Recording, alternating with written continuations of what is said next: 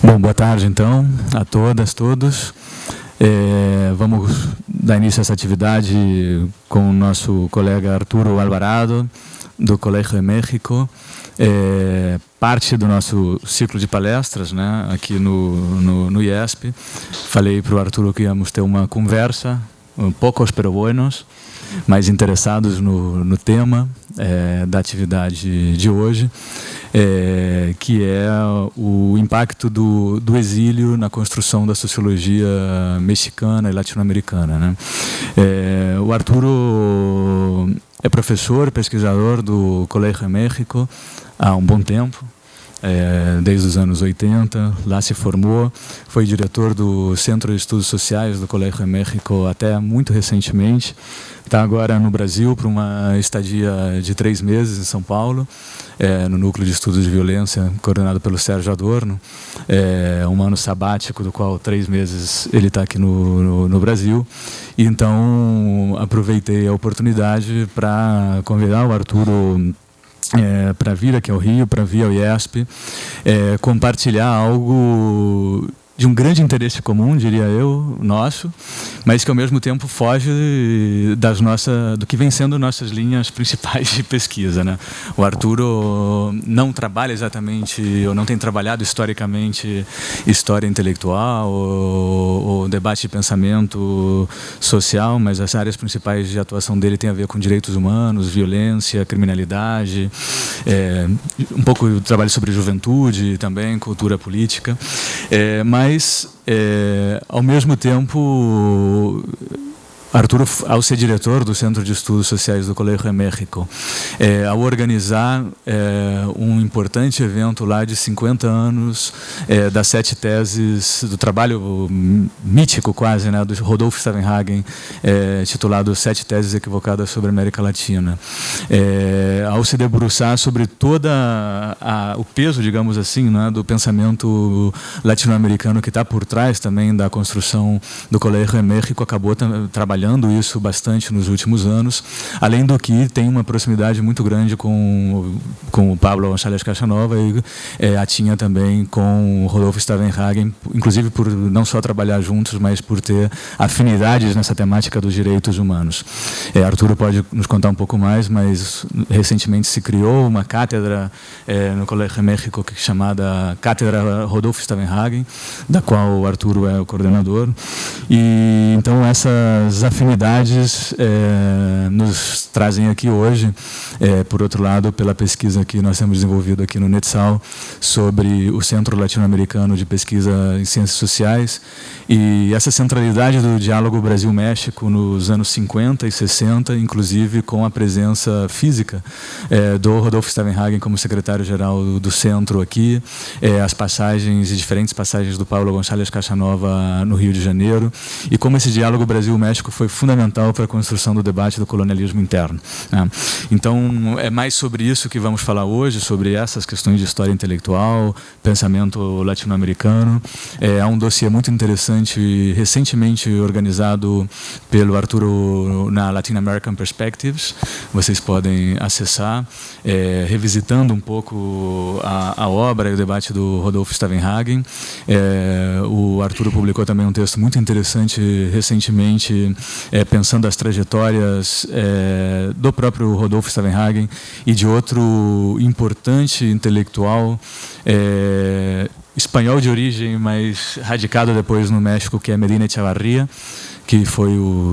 conhecido por muitos por ter sido o primeiro tradutor do Weber de Economia e Sociedade fora da Alemanha, uma bela tradução, mas por muitas outras coisas para além disso, né? Então é uma alegria muito grande ter esse espaço de debate, de discussão com o Arturo hoje, com vocês também, que muitos dos quais pesquisam temáticas afins, então tenho certeza que vai ser uma tarde de debates. Arturo, combinamos que ele vai falar mais ou menos em torno de meia hora, 40 minutos em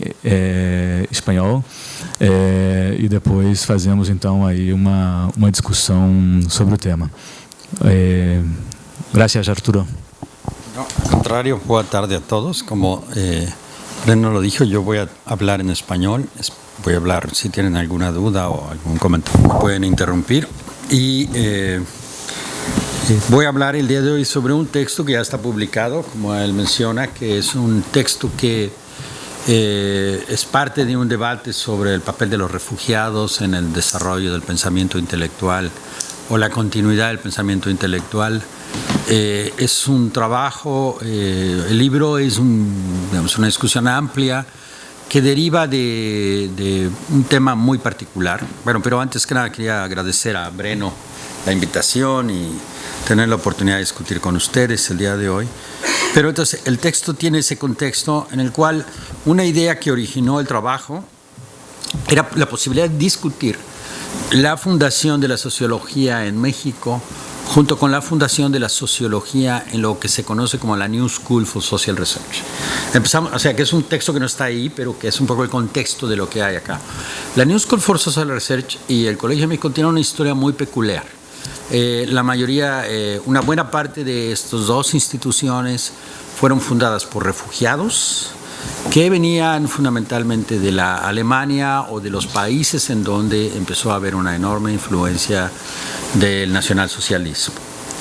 Y también venían de todos los debates que habían ocurrido después de la revolución, bueno, de la Primera Guerra Mundial y las revoluciones en Alemania, el debate francés. Y entonces hay una cuestión ahí inclusive el debate filosófico posterior que se da sobre todo en Alemania, que va a dar origen a lo que se llamó la Escuela de Frankfurt, que aquí parece que hay algunos doctorados que tienen todavía mucha fuerza acá sobre la Escuela de Frankfurt, que en México ya se perdió casi totalmente esa influencia, pero precisamente muchos de los trabajos que se habían desarrollado en la New School, que era una escuela que ya existía antes de que llegaran los refugiados, le dieron un nuevo giro a la escuela como una escuela independiente de pensamiento crítico, moderno, entre las dos guerras, y en alguna medida pasaba cierto de este fenómeno en México, en la sociología, parcialmente en la filosofía, en la historia. Tuvimos varios inmigrantes refugiados que eran historiadores, en la misma literatura. Entonces,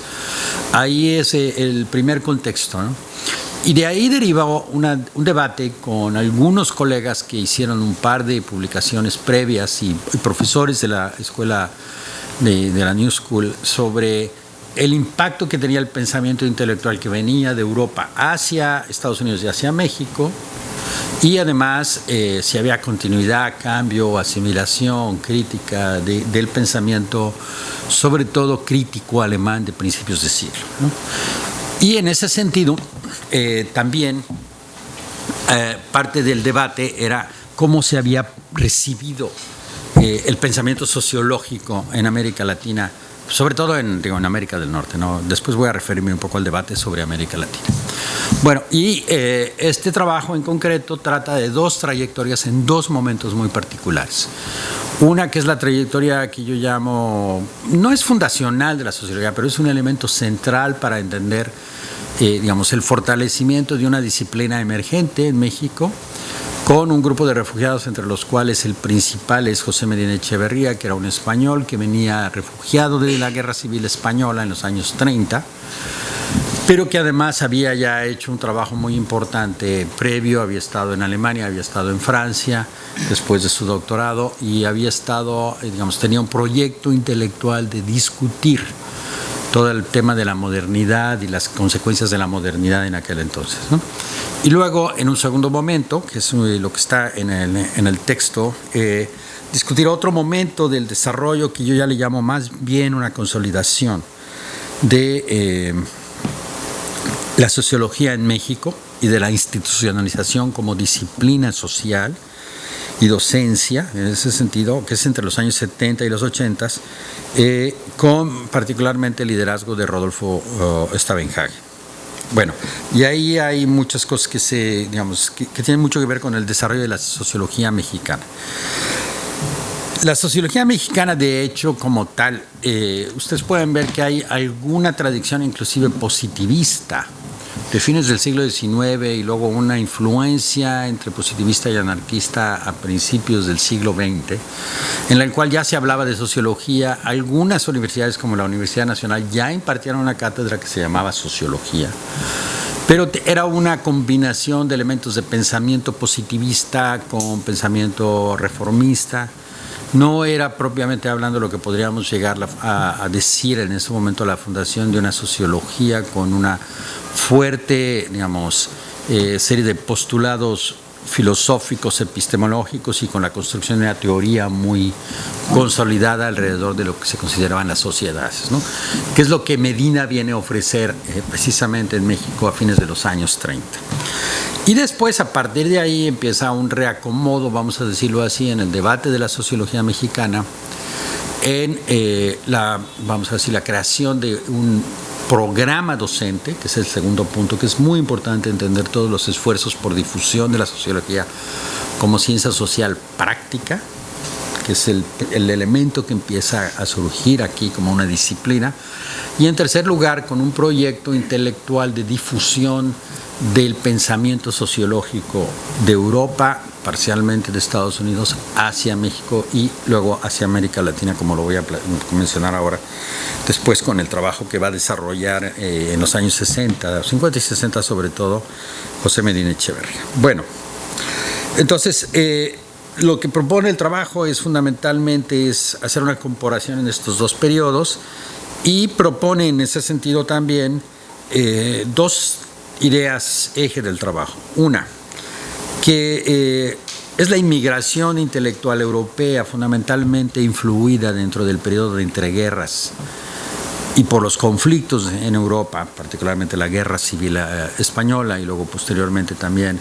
el ascenso del nacionalsocialismo, como va a surgir una serie de generaciones de intelectuales y de hijos de intelectuales que van a viajar a Estados Unidos y a México y que van a ser los que en algún momento en los años siguientes a su instalación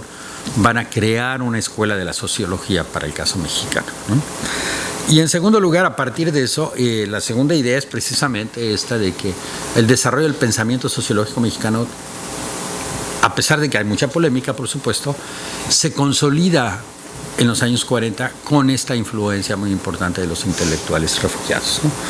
Ya en México se había creado un instituto de investigaciones sociales en los años 30 que dirigía entonces precisamente Lucio Mendieta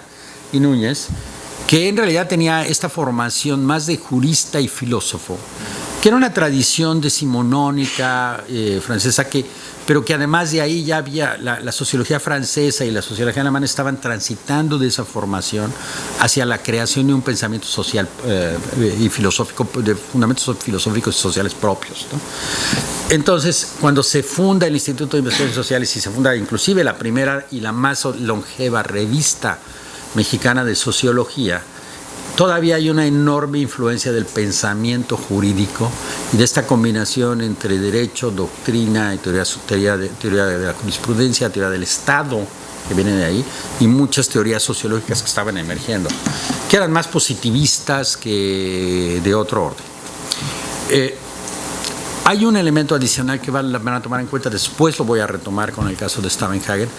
También hay una importante influencia durante ese periodo del pensamiento marxista, pero del pensamiento marxista más asociado con el debate de entreguerras,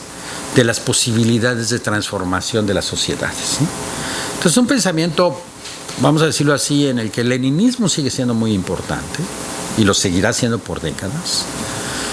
pero que empieza también a haber una enorme crítica de los postulados leninistas. El ejemplo más claro para el caso mexicano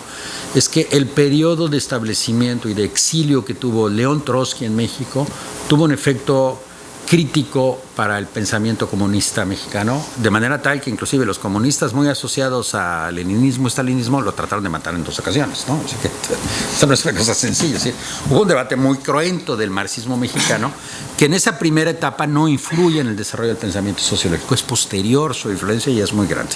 que después lo voy a tratar de marcar con Rodolfo. Bueno, entonces esta es la idea o los dos ejes centrales del trabajo que les estoy presentando. Y a su vez, en ese sentido, la idea es comparar dos momentos históricos muy particulares. Uno son los años 30, vamos a fines de los años 30, el periodo justo del estallamiento de la Segunda Guerra Mundial y las consecuencias posteriores a la guerra, que es muy importante todo lo que está ocurriendo en ese momento para el pensamiento,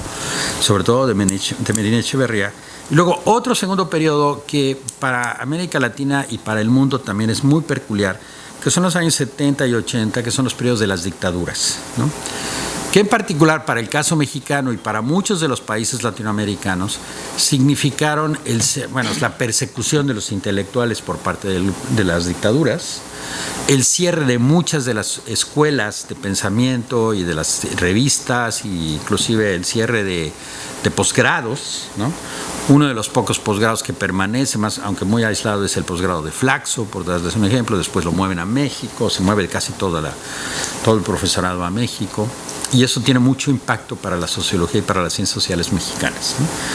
Y Rodolfo Steinhagen juega un papel central en apoyar ese movimiento de refugiados y en desarrollar a partir de ahí lo que se llamaría la etapa de consolidación de las escuelas de la sociología y de las ciencias sociales en México. Que pienso yo, es una tercera idea, si hay continuidades en estos dos momentos, como lo voy a tratar de mostrar a lo largo de algunos aspectos, ¿no? Bueno, a partir de aquí, la idea es que hay tres temas centrales para tratar de entender el desarrollo de la sociología. Por supuesto, una parte serán los debates que se van a ir desarrollando con los trabajos, las publicaciones que cada autor va a desarrollar. Y por el otro lado, pero los tres ejes son, en primer lugar, el tema de la docencia. Vamos a decir, sí, con María Echeverría se inicia un proceso o un periodo en el cual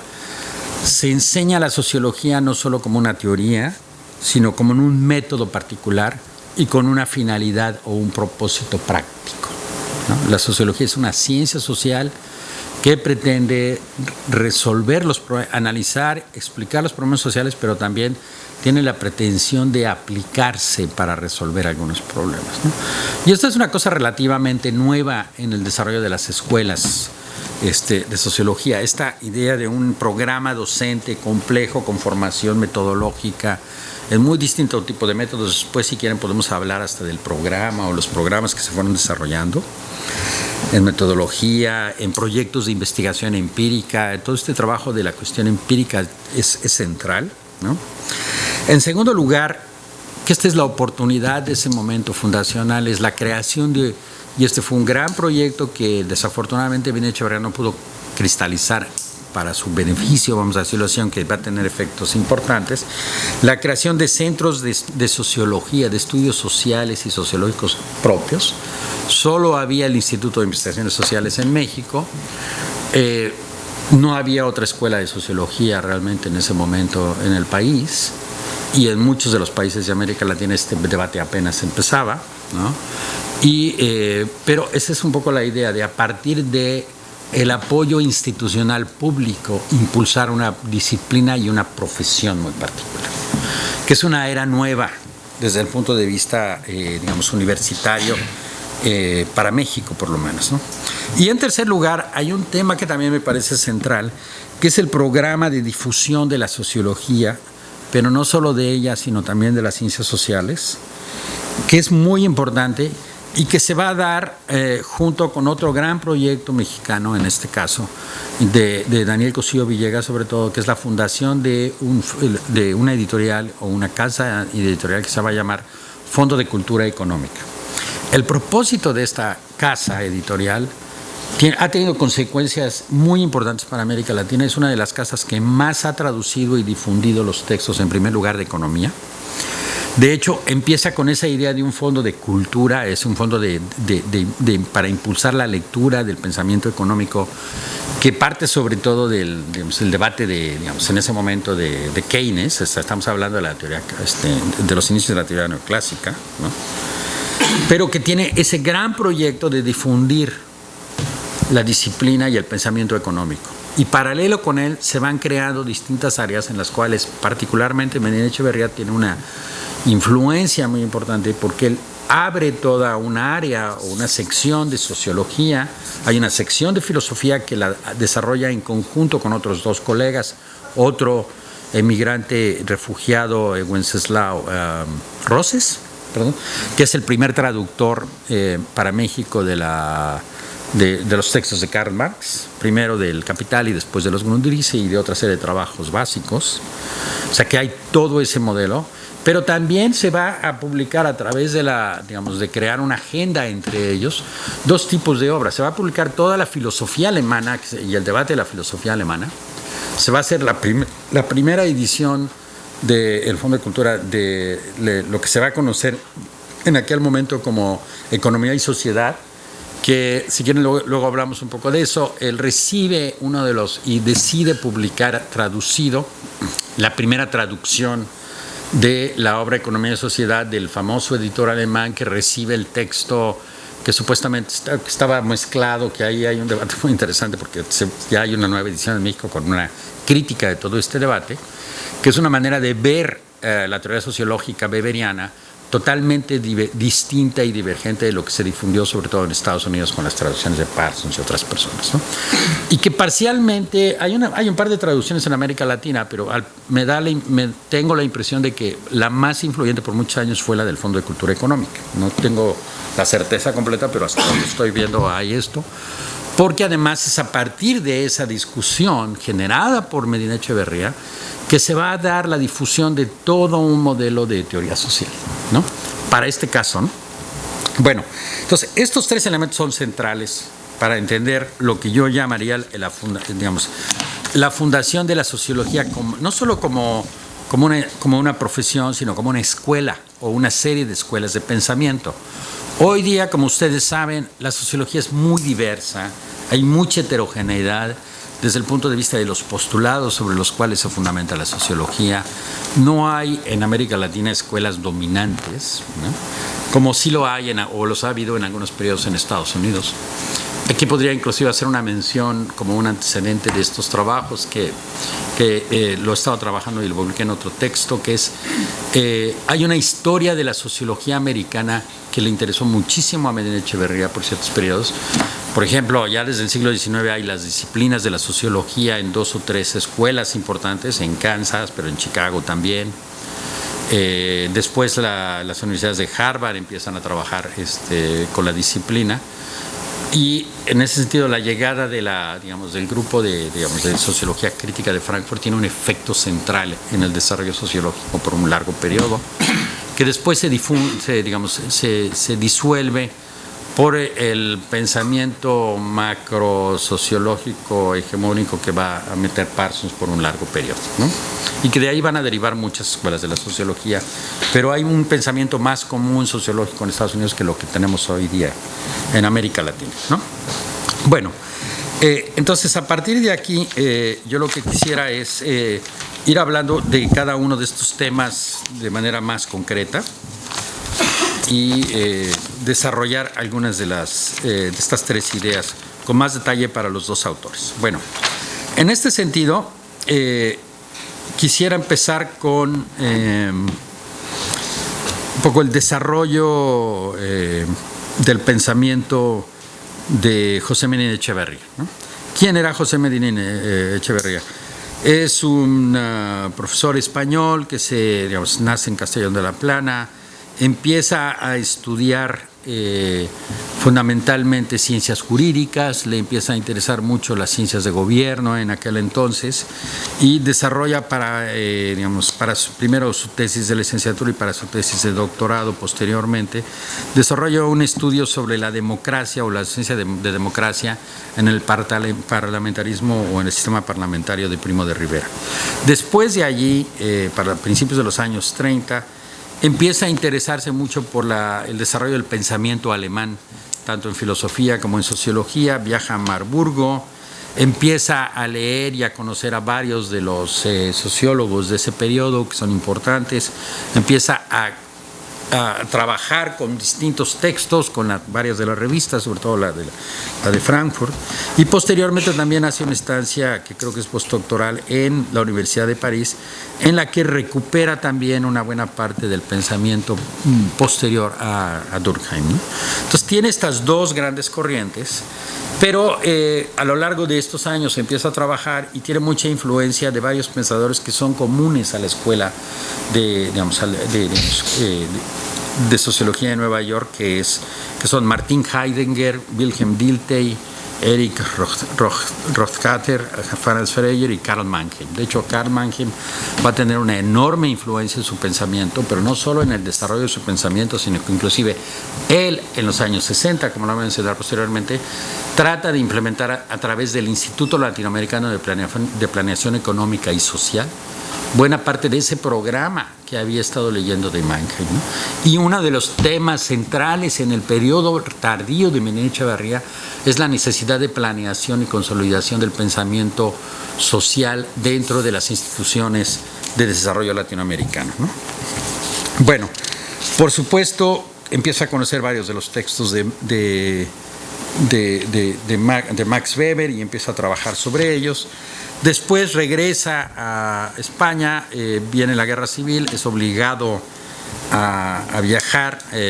busca refugio en distintos lugares. Viene un periodo muy importante en el que el gobierno mexicano de Lázaro Cárdenas, que era un gobierno postrevolucionario, postpopulista, pero todavía muy pretoriano, resuelve dar un apoyo muy grande para refugiar a la República Española, o sea, no solo sino a la sede de la República en México. Entonces vienen varios barcos con el gobierno republicano, con los fondos de gobierno republicano y una enorme cantidad de intelectuales que llegan a México en un periodo justo antes del estallamiento de la Segunda Guerra y coincide paralelamente que es el otro elemento que junta a los dos trabajadores con la fundación de una institución que se llama la Casa de España en México en 1938, que después se va a convertir en el Colegio de México, que es la institución en la que yo trabajo. Entonces, en esa escuela es en donde Menéndez Echeverría empieza a desarrollar dos seminarios, uno de sociología y otro del pensamiento de la modernidad, que era fundamentalmente esta idea que era muy de la escuela de Frankfurt de las consecuencias negativas de la modernidad, ¿no? O sea, la guerra como una consecuencia del pensamiento y del desarrollo de la modernidad, que es lo que la escuela alemana empieza realmente a discutir justo antes de salir de Europa. Y a él lo que le preocupaba en ese sentido el desarrollo del totalitarismo, no hablaba ni siquiera del nacionalsocialismo, del fascismo todavía, era un poco ese problema que estaba atrás y que va a ocupar buena parte de sus discusiones entre 1939 y 1943-44. Llega a México, entra a trabajar al al Colegio de México, también es invitado a dar clases en la Universidad Nacional Autónoma de México, a dar varios cursos de sociología y desarrollo del pensamiento jurídico, porque era también un jurista importante. Pero ahí empieza a tener como que empieza a cuajar el primer esfuerzo de desarrollo. Crea primero un seminario de formación de sociología, y que ahí tiene estos tres ejes que les decía, pero un seminario en el cual había una preselección de estudiantes, no era un posgrado como tal, se daba un diploma, ¿no? Pero la idea estaba muy asociada a crear profesionales especializados para los gobiernos en investigación social aplicada. Entonces había una parte de pensamiento filosófico, otra parte de sociología, otra de economía, hasta psicología se empezaba a dar entonces, una parte también muy importante de metodología de las ciencias sociales, y cada estudiante tenía además la obligación de desarrollar una investigación propia empírica, ¿no? Entonces este modelo como tal es lo que va a desarrollarse posteriormente como los programas, sobre todo el programa de doctorado de sociología, que tiene todavía mucho desarrollo en México, ¿no? Empieza con esta propuesta, el seminario dura prácticamente 4 años, después en el 4.º año hay una serie de problemas de financiamiento, hay también una diferencia con uno de los fundadores del Colegio de México, que es Daniel Cosío Villegas, que era también el fundador del fondo, y hay un desarreglo. Termina la guerra después y Menéndez Echeverría se enfrenta con que, la consolidación del gobierno de Franco y, bueno, pues a pesar de la derrota fascista, cierra las puertas para el retorno a España, que lo intenta por primera vez, pero entonces tiene que cambiar mucho el foco de su desarrollo, decide también salir de México, se va a la República Dominicana varios años y hay un periodo ahí, un interregno muy, muy peculiar, ¿no? Pero continúa con la obra o con el desarrollo de la obra intelectual de difusión en el Fondo de Cultura Económica, ¿no? Publica algunos de sus textos, hay un par de biografías que aquellos interesados la puedan ver, una de Morales José Martín, y que está publicada por el Colegio de México precisamente, y hay otros 2 trabajos también que están por desarrollarse en el Colegio de México, pero si les interesa podemos tener acceso a ellos. Bueno, lo interesante de esta parte es que ya hay un esfuerzo muy claro por decir, hay una serie de fundamentos de la teoría sociológica que es lo que da el sustento al desarrollo de la profesión. Hay un debate por los métodos de la sociología que ya es mucho más claro, es decir, métodos de investigación empírica, métodos de demostración empírica, alguna parte de métodos estadísticos que empieza a desarrollarse poco a poco con todas sus particularidades de entonces. Y luego también a su vez planeaba, y una de las áreas de discusión era abrir seminarios de discusión para los debates contemporáneos. Ese primer periodo, como lo digo, estuvo muy aislado, el debate, o más cerrado, a los intereses de Medina Echeverría sobre el desarrollo de la guerra y el problema del autoritarismo. Después va a cambiar dramáticamente esto, sobre todo cuando ya se consolida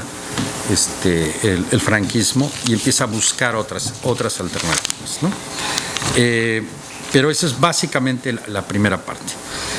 Luego, en segundo lugar, empieza esta obra magna de traducciones. Viene, por supuesto, la publicación de varios de los trabajos de Max Weber. Fundamentalmente, o la obra magna más importante de desarrollo va a ser los 2 volúmenes de sociología, que es la primera edición en español de la obra de Economía y Sociedad. Después vienen otros trabajos posteriores, hay un esfuerzo por crear primero empezaron con una serie de folletos, anuarios, etcétera. Hay un esfuerzo porque era una revista que no cuaja en ese momento. Se pasa al Fondo de Cultura. El Fondo de Cultura abre un área que es la revista de análisis económico, que hoy es una revista mucho más amplia. Y ahí empiezan a tratar de difundir otra serie de trabajos de estudios sociales, ¿no? Para hablar un poco más del desarrollo de Medina Echeverría y un poco, cerrar esta primera etapa, Medina reaparece realmente en la escena institucional alrededor de los años 50, viaja por primera vez a Chile, que era un periodo muy interesante y muy importante porque estaba el momento de expansión a través de UNESCO, de CEPAL y de otros organismos internacionales, de varias comisiones económicas para desarrollar lo que era el proyecto del desarrollo de América Latina, y este momento del desarrollismo, que es el pensamiento que va a tener mucha influencia entre los 50 hasta los 70. Permanece un largo tiempo en el ECLAC, que es esta Comisión Económica para América Latina. Ahí crea dentro del ECLAC un seminario de estudios sociales que después se pasará al Instituto Latinoamericano de Planeación Económica y Social. De hecho, ya se le pone la palabra social, que los economistas estructuralistas de aquel momento, pues no, como que no veían claramente dónde poner la cuestión social del desarrollo de América Latina, que ese es el gran tema en el cual él se va a meter. Y a partir de ahí empieza a tratar de volver a influir mucho en el pensamiento del desarrollo latinoamericano. Hace un estudio o publica un trabajo muy interesante sobre el desarrollo de la hacienda en América Latina, que es un primer trabajo con intento comparativo, que va a tener mucha influencia en el debate latinoamericano posterior y de muchos de los intelectuales, y también empieza a trabajar de nuevo toda esta idea de la planeación, ¿no? Bueno, como cierre en ese sentido para Medina Echeverría, las influencias más importantes siguen siendo europeas, y paradójicamente aquí hay una cosa que siempre le interesó y que trató de hacer, que era estudiar el desarrollo del pensamiento norteamericano en sociología, pero no llega a publicaciones centrales en este aspecto. Sigue mucho a Parsons, sigue mucho a la Escuela de Chicago, pero nunca llega a concretar nada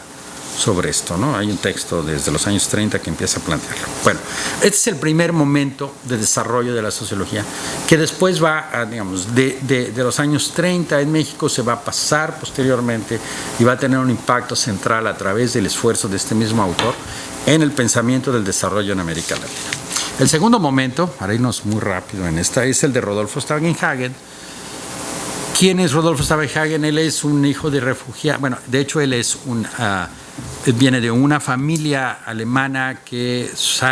nace en 1932 en Frankfurt. Viajan refugiados en 1936, justo un poco antes del estallamiento de la Segunda Guerra Mundial, y ya cuando viene toda la persecución de los judíos por parte de los nazis. permanece un periodo corto en Estados Unidos, pero desafortunadamente no les entregan las visas. Entonces viaja a México la familia y finalmente se establece en México a través de enlaces familiares. Rodolfo empieza a estudiar temas sociales a través de la influencia que tenía el padre, que era un coleccionista muy importante de arqueología y que de alguna manera tenía una enorme red de relaciones con intelectuales de México y refugiados. Ahí le empieza a interesar mucho el problema del campesino y del indígena, empieza a trabajar con esto. De hecho, es ahí cuando decide estudiar etnología por primera vez, que es un tema interesante porque es una persona que viene de la formación mexicana de la escuela etnológica, que también es otra escuela muy importante, que tiene una influencia desde la revolución con el indigenismo y con las posteriores críticas al indigenismo y con el importante papel del Estado en el desarrollo de las comunidades agrarias. Quedan 10 minutos, ¿no? ¿Les parece? No. Y bueno, pero este es otro tema que va a ser muy importante porque después estos aspectos, estos temas van a formar parte de una discusión central para América Latina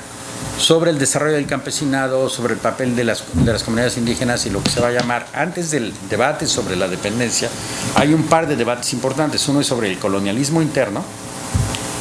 que empieza a hablar primero él junto con González Casanova del pensamiento dual en América Latina y después nos vamos directo al colonialismo interno y a todo el problema de las comunidades indígenas en ese momento, que sería el otro aspecto central de los debates, ¿no? Bueno, estudia etnología en México, empieza a trabajar con muchas comunidades, hay una serie de programas de desarrollo mexicanos en los cuales se crea inclusive una comisión para el desarrollo de los pueblos indígenas, que a su vez trabajaba conjuntamente con buena parte de las agencias de desarrollo mexicano y el trabajo de Rodolfo Staudenhagen era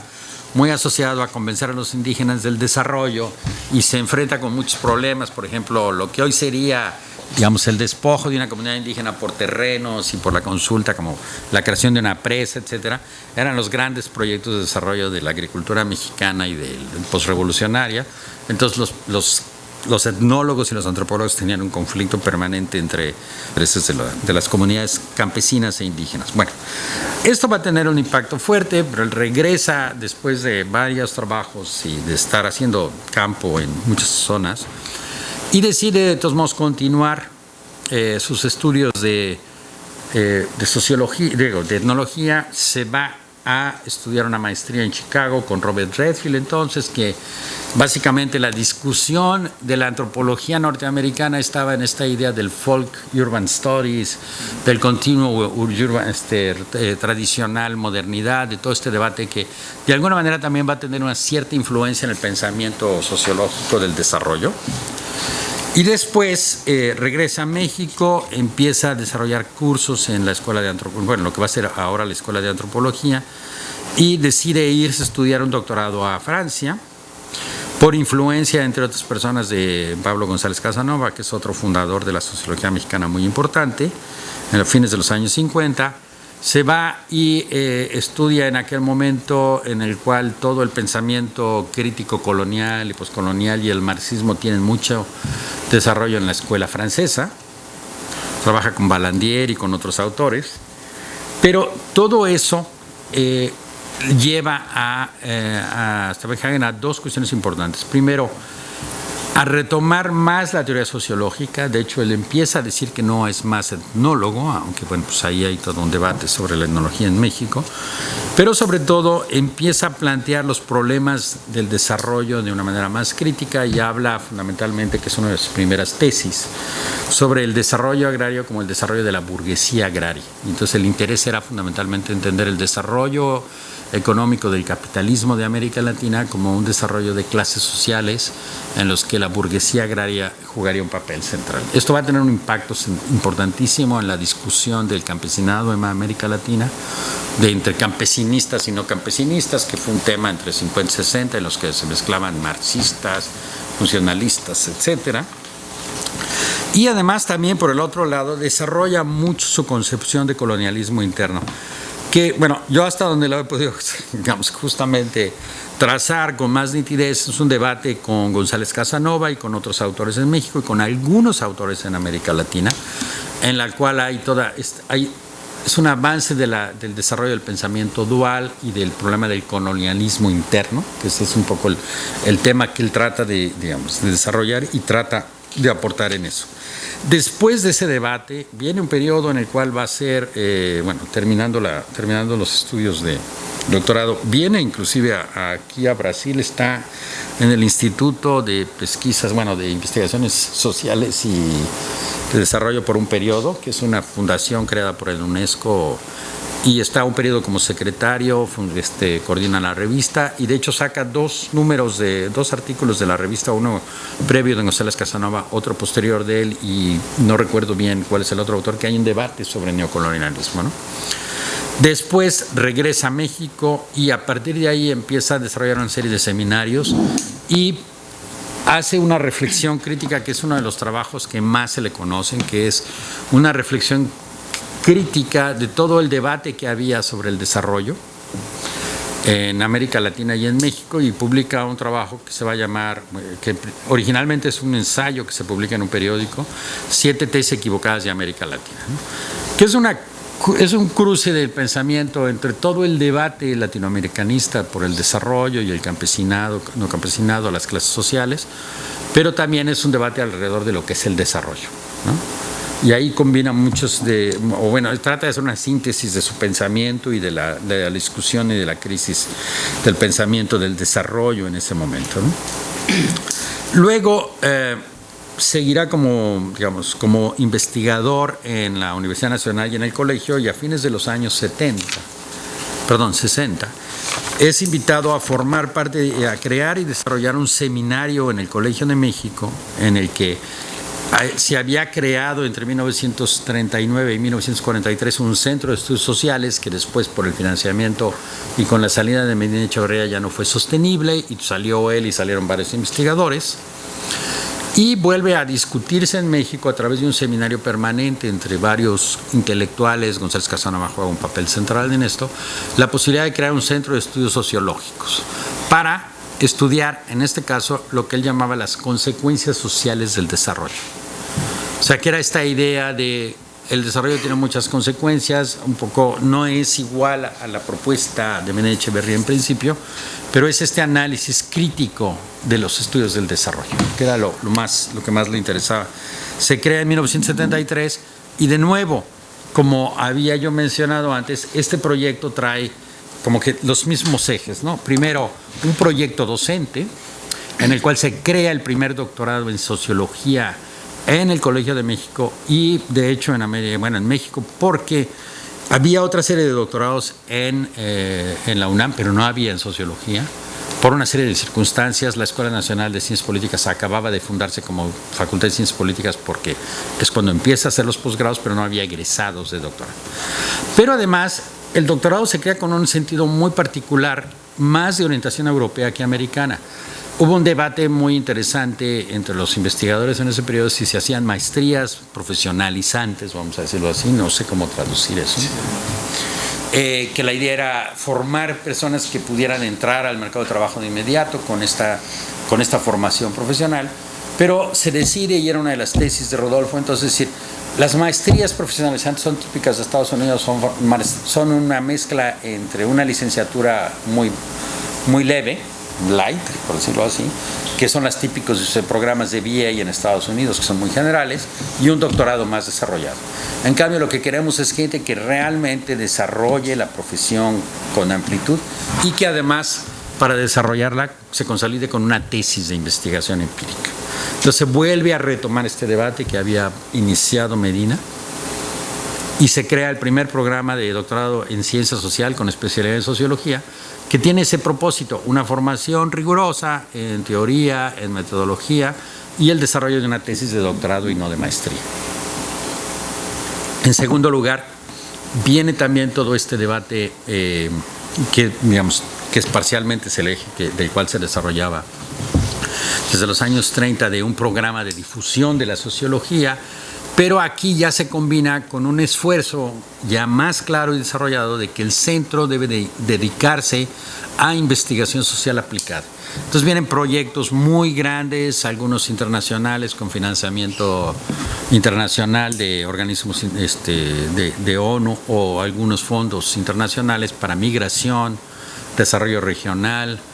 desarrollo de la clase obrera y también hay un área de política que empieza a surgir, ¿no? O sea, como que empieza a cubrir nuevas áreas y se empiezan a desarrollar trabajos y publicaciones como tipo de cuadernos, como dossiers, hasta la fundación de la revista en 1979. Y entonces se consolida todo un proyecto de publicaciones también, ¿no? Pero bueno, además de eso, en ese sentido, a diferencia de lo que era el periodo de desarrollo de la sociología con Menéndez Echeverría, aquí lo que podemos hablar es ya una consolidación, en primer lugar porque hay un fondo federal, hay un proyecto presupuestal y un proyecto profesional de desarrollo de largo plazo, de una disciplina en la cual ya había varias escuelas que estaban formando profesionales. Él había colaborado en la Escuela Nacional de Ciencias Políticas con Pablo González Casanova en la fundación de la carrera de Sociología y otras carreras también. Seguía apoyando el desarrollo de la Escuela de Antropología y de digamos, lo que es la carrera de Etnología, pero le interesaba mucho concentrarse en este tema. Y por el otro lado tenía, a diferencia de Menéndez Echeverría, por esta situación de un refugiado que en los primeros años no tuvo claro si podía regresar a su país o no,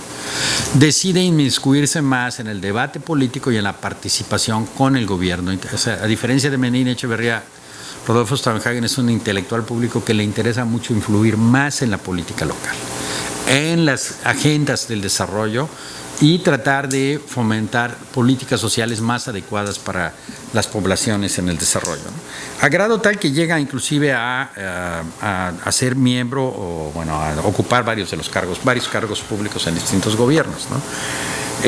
Fundó la Dirección de Culturas Populares, en otro momento se va a regresar a la UNESCO como representante y después empieza también una carrera paralela desde entonces, que es el debate sobre los derechos de los pueblos y comunidades indígenas que empieza a surgir a fines de los 70s, junto con el debate de los derechos humanos, y que va a ser el segundo eje importante de su desarrollo intelectual. Bueno, cerrando entonces esto, lo interesante es que estos dos momentos muestran claramente, creo yo, lo que es el desarrollo de un pensamiento social que tenía orígenes sobre todo en el pensamiento europeo de principios del siglo XX, que es una situación diferente a todo el pensamiento norteamericano, vamos a decirlo así, tanto en influencias como en la vertiente de desarrollo de la teoría y posteriormente de las metodologías. Y en segundo lugar, hay todo ese proyecto también paralelo de difusión, de publicaciones, así como en tercer lugar es el otro esfuerzo grande por crear una escuela de no solo de pensamiento, sino de investigación social aplicada, ¿no?